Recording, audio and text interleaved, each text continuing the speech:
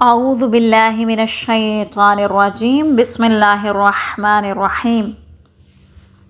ماہ مبارک رمضان کے 10ویں دن کی دعا۔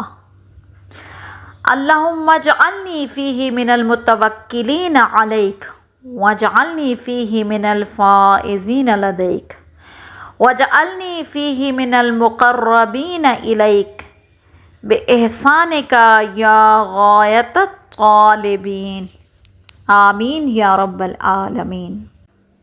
اے معبود، آج کے دن مجھے ان لوگوں میں قرار دے جو تجھ پر بھروسہ کرتے ہیں، اور اس میں مجھے ان میں قرار دے جو تیرے حضور کامیاب ہیں، اور آج کے دن مجھے اپنے احسان و کرم سے اپنے مقربین میں اور نزدیکی لوگوں میں قرار دے، اے طلبگاروں کے مقصود۔